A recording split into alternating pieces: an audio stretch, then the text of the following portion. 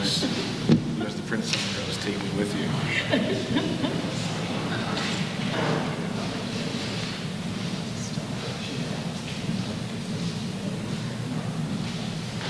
And I apologize, we're getting a late start because we've got folks calling in and we're trying to get a quorum, so my apologies for the late start.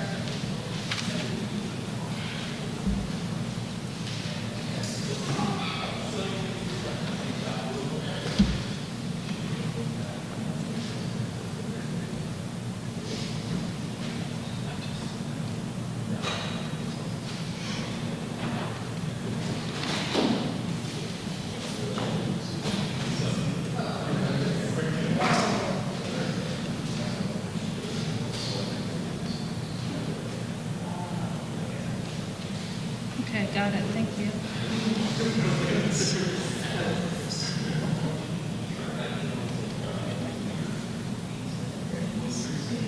We're gonna need 6 for a quorum. Correct. Not off to a good start. Ditto.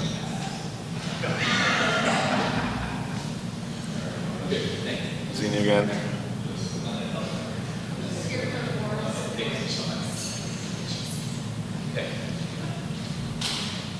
City attorney's guidance is, as long as you can hear No, them, true. as long as you can hear them, Yeah. and the public can hear them when they talk, and they can hear you. So hold it up to the microphone. Yes, so I thought what happened is,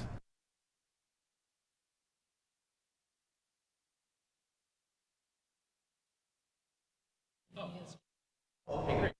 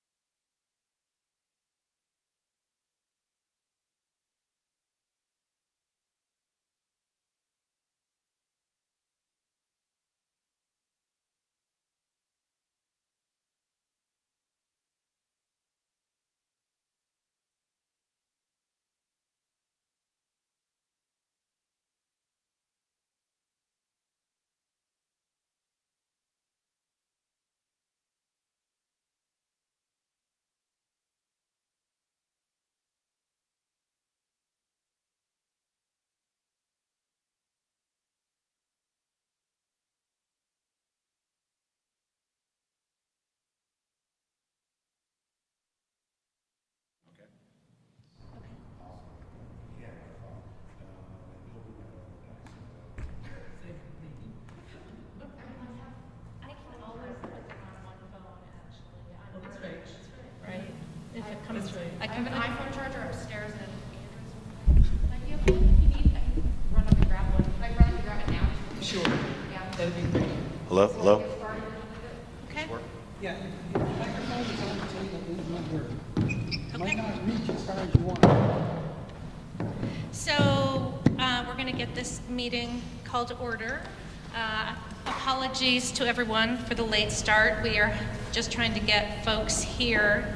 So there are 3 of us from the Police Commission in person, and we have Susie Comerford on Jabu's phone, Karen Paul, on Stephanie Seguino's phone.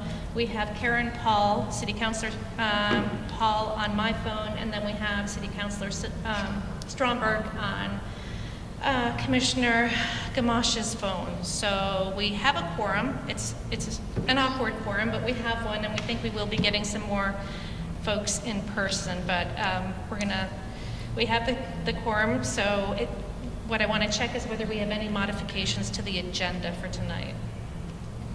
Okay, no modifications, so I'll entertain a motion to accept the agenda. So moved. Second. Okay, great. All in favor? Aye. Thank you. Aye. Thank you. And then do we have a motion to approve the minutes from June 23rd, 2021? So moved. Great. Second. Seconded by Jane, and I hope we're okay with first names. That's how we've traditionally done it in this group, so thank you. All in favor? Aye. Okay. Great, thank you all. So I'm going to ask if there's any public comment and welcome anyone who wanted to speak publicly. Okay, so we're going to move to agenda item 3.01 and welcome Skylar Nash from REIB with a presentation on the Talitha report. And we thank you for coming. Thank you for having And me. I know you were planning to be accompanied by Commissioner or Director Green. Yes. So we appreciate you coming. Oh, of course. And I think you wanted to report to us, correct? Yes. Great. Yes. Would be open to answering questions afterwards, but I just wanted to come and report back. Yeah. Would it be possible to speak into the mic so that Oh. people on the phone can Yep. hear? Thank you. Better. Adjust. Karen, let me know if you can't hear, okay? Is this good for the people on the phone? Even Good? louder would be great. Okay, I'll try to speak louder.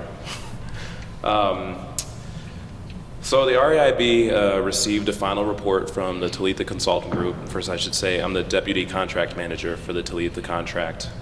Director Green is the primary contract manager.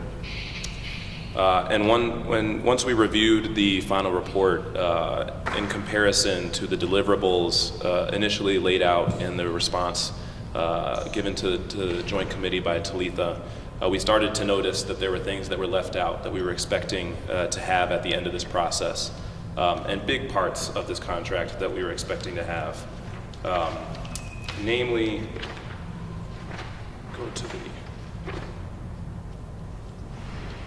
namely this would be a public safety program development that would be laid out by Talitha, and in their response to the RFP, this was supposed to be a plan that included a transparent and accessible, sustainable platform for community input, Burlington-specific recommendations and tools to assist responders, methods for assessing and sustaining service equity, culturally grounded materials that reflected the communities served, and then a Skylar, I'm sorry, I'm being told they can't hear you, so Oh. we're going to put our phones in front of Yeah. you. Apologies everyone for this. This wasn't the plan.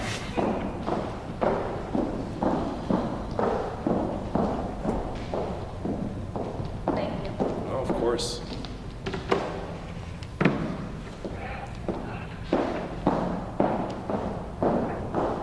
We could have put them on FaceTime and just propped them right up here in front. Can everybody hear me? Yes. Yes. Great. Thank you. And the last part of that was a recommendation for an implementation budget as well as a schedule that spanned multiple years with estimated staff resource requirements, evaluation practices, and accountability reporting. And so when you see that in the response for RFP leading into this process, that was supposed to be the main part of the final report in concert with a public safety community survey. But once we received the final report, instead of a comprehensive program description, it was just limited to bullet point recommendations that were later expanded on in the final report. So I can talk a little bit more in depth later on about some of the specific problems with some of these recommendations, but I think the overview for us is that given what we were expecting from Talitha's response to the RFP initially put out by the Joint Committee and through this process, that the final report isn't satisfying what we expected out of this process. Okay. Do you have more comments or I know we're going to have questions when you're ready, but I don't want to interrupt. No, we can just do questions, I think. So going back to what you were just talking about, when you said that there, and can folks on the phone hear me? This is Shireen. So you might have to repeat what Yeah. I'm asking. I'm sorry. Do you know if, when you're saying there were bullets, were those as to this sort of perpetual method for gathering data? Is that what the bullet points addressed? So the question was in reference to my comment about the bullet-pointed recommendations. The bullet-pointed recommendations were things laid out at the end of the final report by the Talitha team as action steps for the city. For example, the first recommendation was to implement an integrated public safety response system for crises involving mental illness, homelessness, and addiction. And then after a recommendation is laid out, there goes into a few paragraphs. In the case of recommendation 1, the expansion is just laying out what the CAHOOTS system is and recommending that we spend our time over the next few months learning about CAHOOTS and potentially implementing that. And after reading that, obviously, most of us on the committee and within the city system know that we've been looking at CAHOOTS long before we started the contract with Talitha. That's been something that has been a focus of a lot of people on this subject. And so recommendation 1 doesn't provide a lot of value in terms of a final report and action steps for us advancing our work around public safety transformation. Okay. And so do I understand that is it silent on the issue of feedback, how we gather feedback going forward then? So the question was whether the final report was silent on the topic of collecting community feedback. I can just read out the 4 recommendations by the Talitha team, or the other 3 were to launch and sustain partnership and collaboration with EMS providers, the fire department, and community members. The BPD must improve existing communication channels and strive for greater community participation in public safety planning. And so that was the most acute, I think, attempt at addressing community input for public safety. But when you go to that recommendation in the report, a lot of this is focusing on strengthening partnership between the BPD and youth members. There's, I believe, an attempt at referencing the SRO issue, whether that SROs would remain in Burlington schools, but they were incorrectly identified as CSOs. And so once again, when you're reading that recommendation, it doesn't really help us in terms of improving public ability to comment on public safety, and it also, I think, touches a little bit on something that's already been extensively litigated by different people within the city.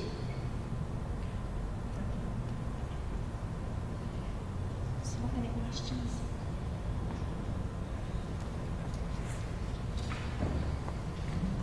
Does anyone on the phone, could you please ask? Does anybody on the phone have any questions? Thank you. I have one question. This is Susan. Hi, Susan. Could you please tell me your name? At the beginning. Oh, sorry, it's Skylar Nash. Thank you, Skylar. Of course. It's an easy question. Stephanie? I do have a question. This is awkward. Can I go sit next to him so they can? Yes, yes. Just for the people on the phone, Stephanie's coming to sit next to me to ask her question. So just for the new commissioners that came in, we have 3 people on the phone, and here they are, Jane, Karen, and Susie. And so we're doing the best we can. So thank you, Skylar. So those were 2 major areas. One of the other things that had been brought up at the last meeting was that the survey, there was, the survey responses were not representative of the demographics of the city. And there were some suggestions that we compiled to give to Talitha to integrate into their report to address that problem. Can you tell us to what extent they were able to respond to our request? Yeah, so after we realized some of the flaws with both the public safety survey data that was not representative of the city, we tried to engage Talitha a few different times to rectify some of these problems, errors, omissions as best as we could.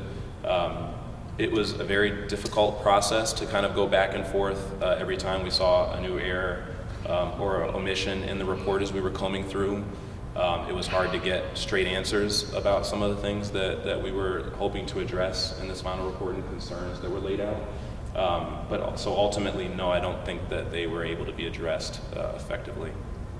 So just for those who are here or in the media, when we say a sample is not representative, what it means is it doesn't reflect the demographics of the city.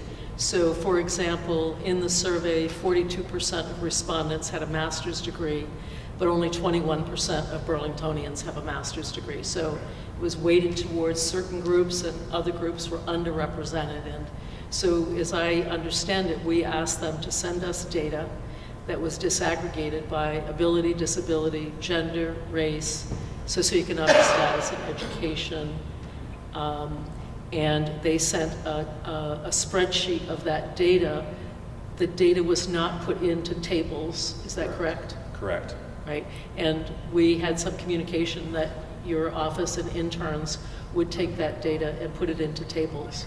Correct. So that is something we could add to the report. We could rectify that omission. Yeah.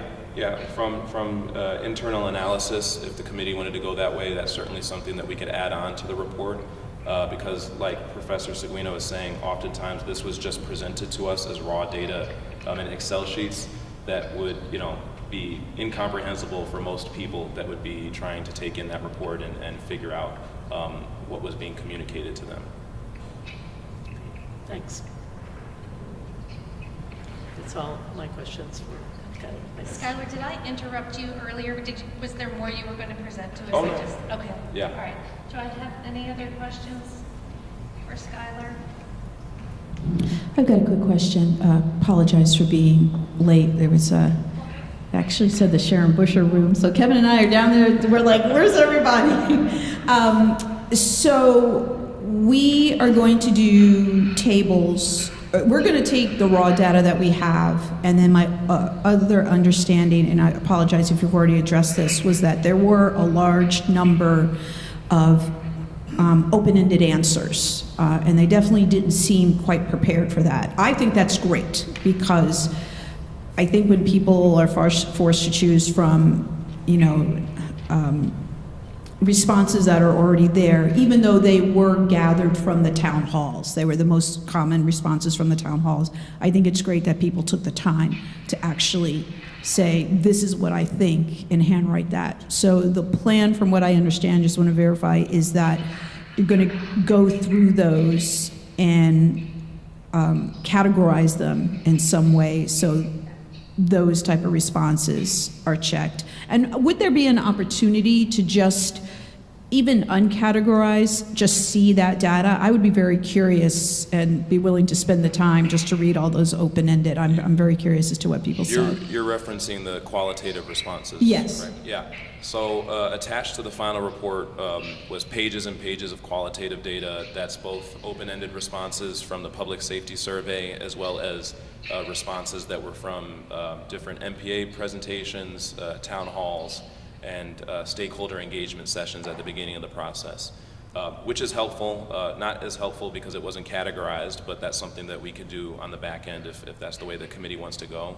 But as we started to comb through some of that qualitative data, there were also errors in the way that the qualitative data was presented to us that could be confusing in trying to categorize it. There were sometimes the way the questions were worded on the survey. You could see that there might have been some inconsistencies in the way that people were interpreting the questions and therefore responding to them. And so overall, I think we just have to caution ourselves as to how much value that we're going to be able to discern, whether it be from the qualitative data or the quantitative data, just because of a lot of those errors. And some of that is with the way that the survey was created, but then some of that is just the way that it was compiled in the final report. So because I remember we reviewed the survey before they sent it out. Did they, because they brought forth a survey, they said, here's the beta testing, everyone take a look at it, and then there was a meeting to give them suggestions. Did they either not follow the suggestions, or did they make some other changes we didn't anticipate? We had one opportunity to make edits because of the time crunch at the time. Right, yeah. So, the entire committee and myself, we had one opportunity really to review those questions. I think the survey was in a much different place Yes. before we had that first session, if people Yeah, remember. that's true. But unfortunately, beyond that first session, that was really all we were limited to in terms of being able to form the survey, just because of the time crunch, and that was kind of the limitations that were put on us by Talitha. After that, our revisions were more towards quality control, user experience, et cetera. Okay, thank you.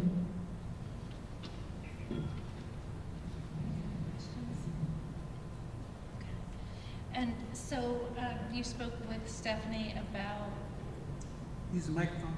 sorry, my apologies. You spoke with Stephanie about some work that can be done with the data. What is your estimate on that time frame? Well, we've already just internally, just to see if that would even be possible and be able to present that as an option, have begun some of that work with the qualitative and the quantitative responses with the help of our racial justice interns. And so if that's something that would be of interest for people, I think that if we were to have another, week just to make sure that we could wrap that up, and then we would also want to get it reviewed by an outside force, not necessarily outside to the city, but just somebody outside our department.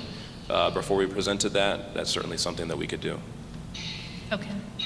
So, for example, senior I was going to policy say, I'm analyst thinking Nancy Stetson. essentially, I was about to say, not talk not to to, put anybody on the spot.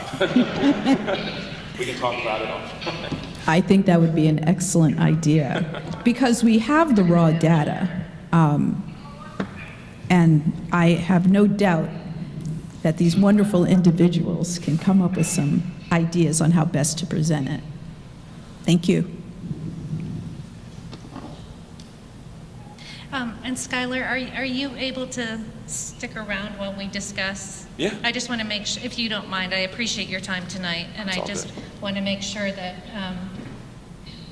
if we have any questions for how to move forward, that we can get your input. And I Great. know Stephanie is on her way over.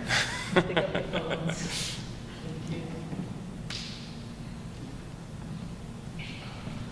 Thank you. And I think someone on a phone might need to mute. I'm hearing a lot of background noise. Susie, can you mute?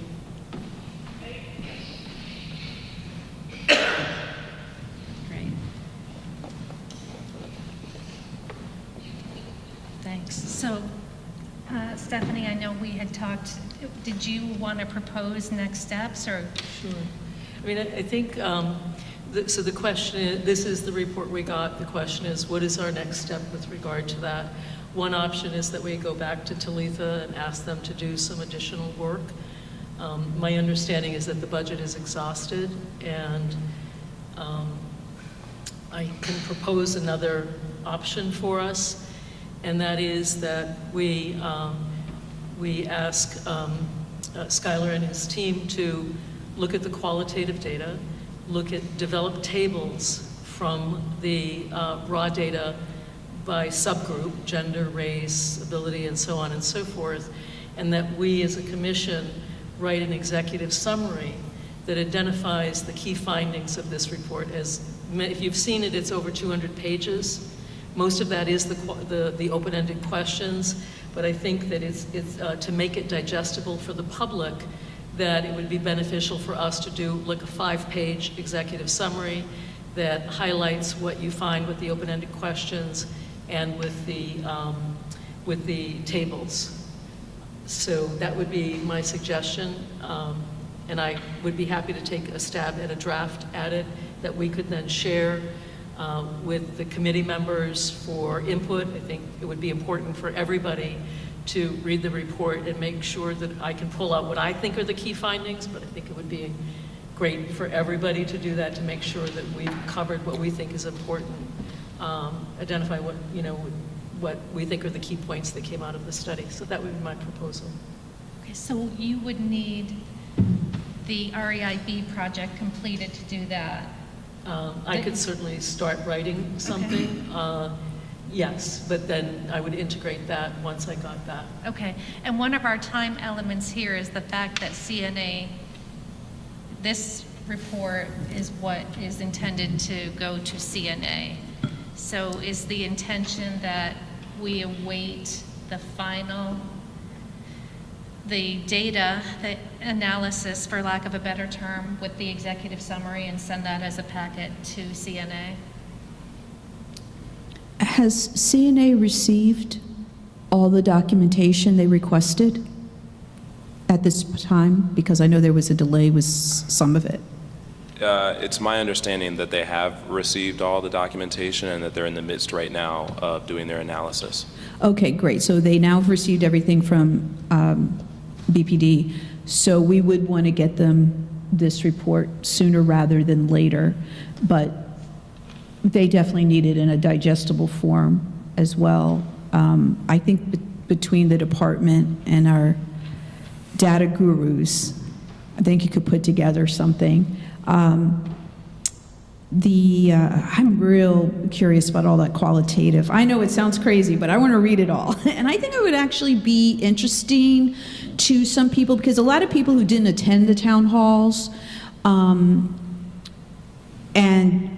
I think it would be interesting for them to see, hey, this is what people are actually saying. And this was tracked, and these are the type of responses that we have put into categories.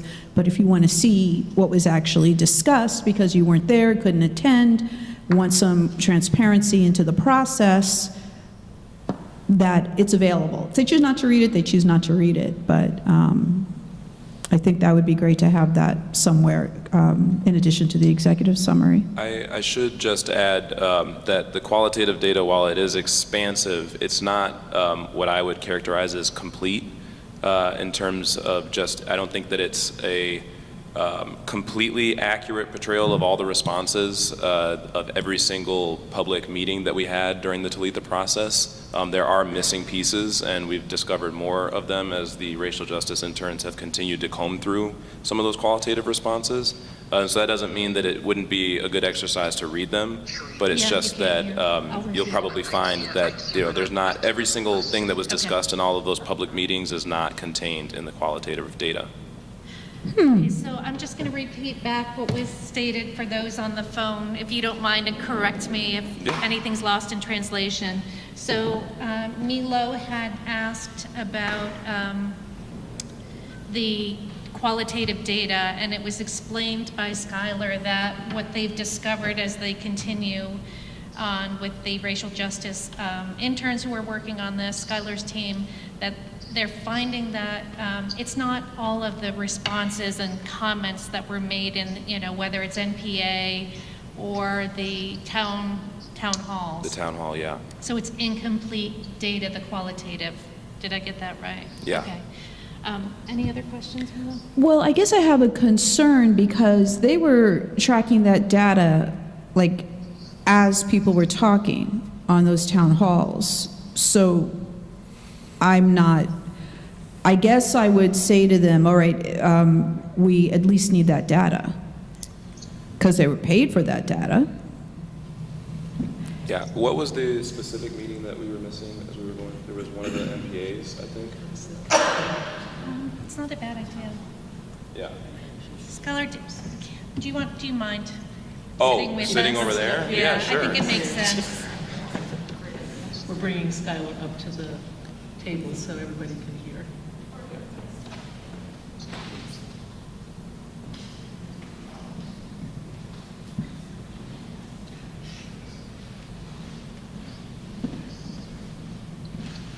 Thank you.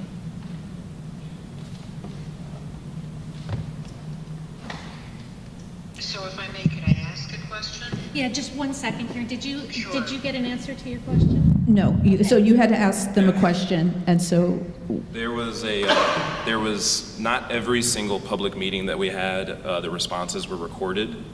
There was some missing. There were also some answers that were duplicated in the way that they were presented in the final report. And so all of that together starts to raise a lot of questions about, how much weight that we can put on the data that we're receiving. okay. I know that because I attended almost all of them. So I definitely know that it would not surprise me that, because I know that certain issues did come up, Like, there were a few things that were repeated, so that wouldn't surprise me. What would be a concern is just not to have data for a particular listening session. To be or- clear, sorry, when I say repeated answers, that's more in reference to the open answered questions from the public safety survey. Okay. And so all of this is included collectively, so that wasn't just, somebody is talking about one issue and then somebody repeats that. That's when we're going through the answers and it says, on this question, these were the responses to this question, and then you move 3 questions forward and it's the exact same responses. Okay, I see what you're saying. Yeah. Okay. I guess I would definitely ask them to provide the information for the missing meetings, because they were literally writing that as they did the listening sessions. Yeah, you're starting to see some of the issues. That's concerning. Thank you, Skylar. Karen, I think you had a question? Thanks, and thanks, Skylar, for coming up. I'm not sure where you are, but I can hear you like a ton better now. Great. So I guess I'm just trying to understand. CNA is waiting for this report to be able to do or to complete their work. And I thought what I heard someone say was that they need a condensed sort of executive summary type of thing in order to be able to complete their work. And I guess I'm just consultants and they're reading the report. Can't they use the material that we have and some of the demographic breakdown that we are hoping to get without having an executive summary? So- Or am I missing something? Because my concern, and then I'll stop, my concern is that even though it's only the very beginning of August, August will come and go, and then we're in September, and we have to have that CNA report in September. So I'm just concerned about the timeline, and hope that you can speak to that.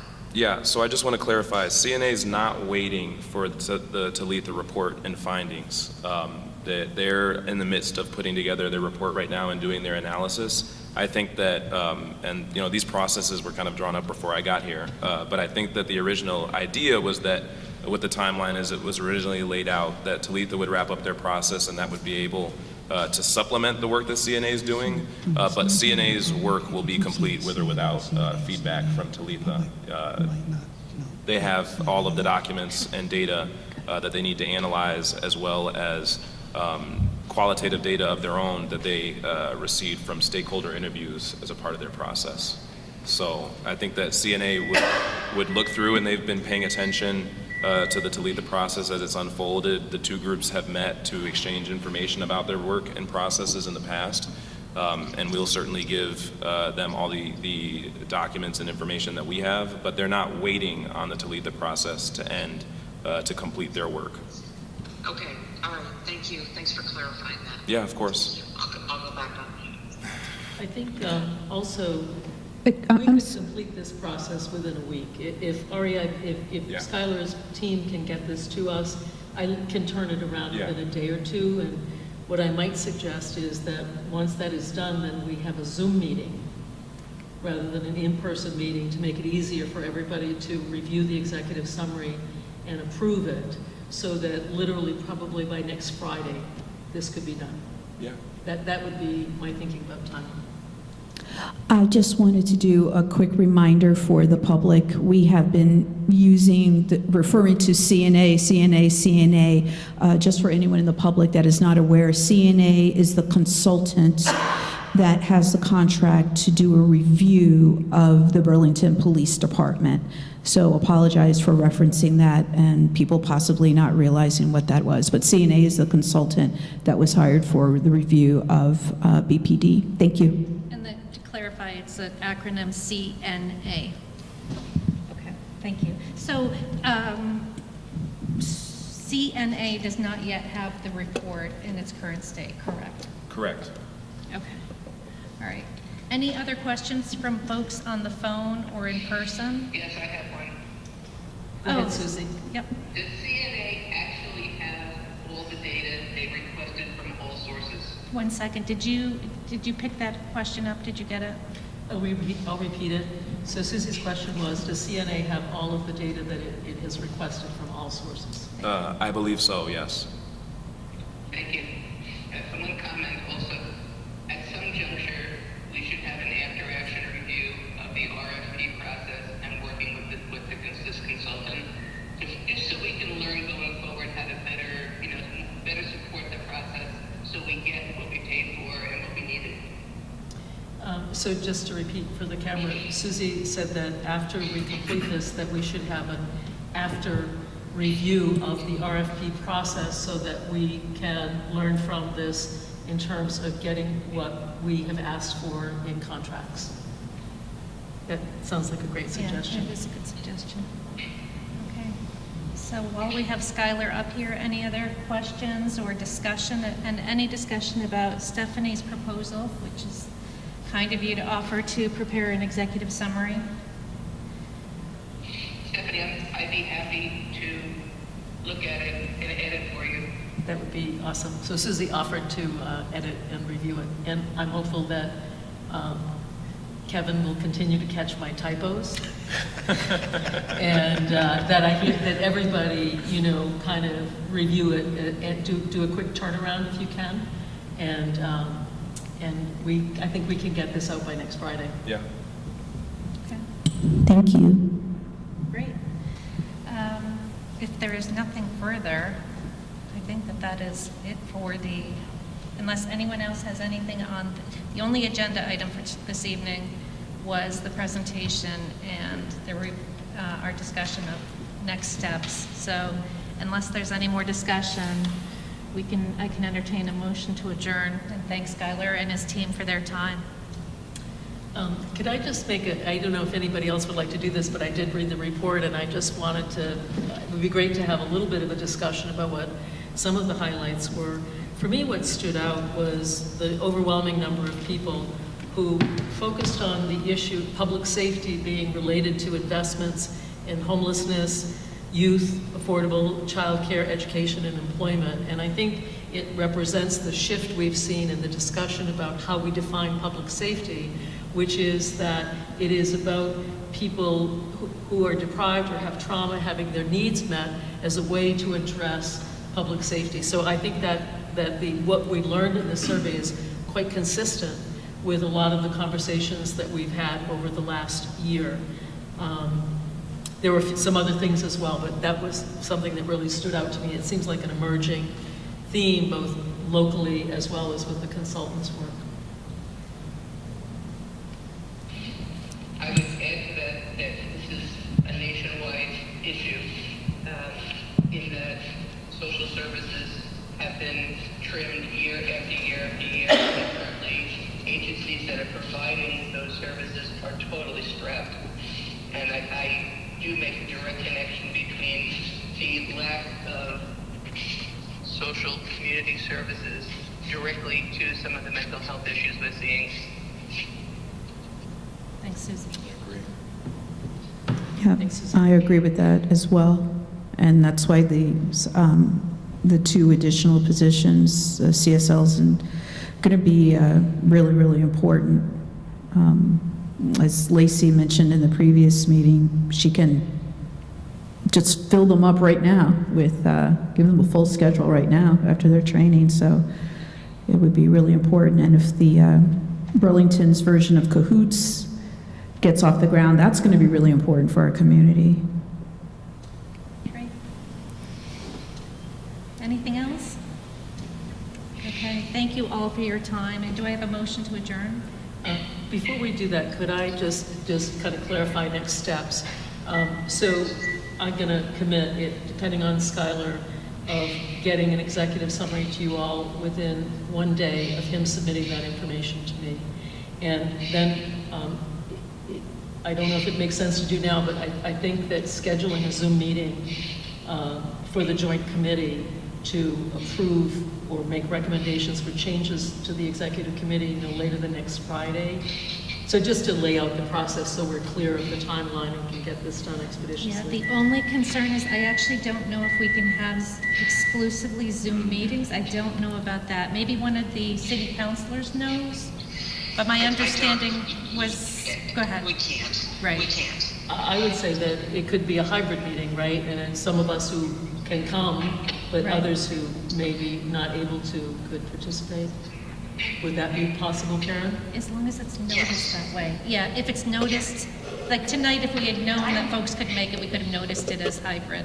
Yeah, I So, don't speak out of turn, but I think if only I'm the person here in person, I think that still works if the rest There of must be a you. physical location for Yeah. all meetings now.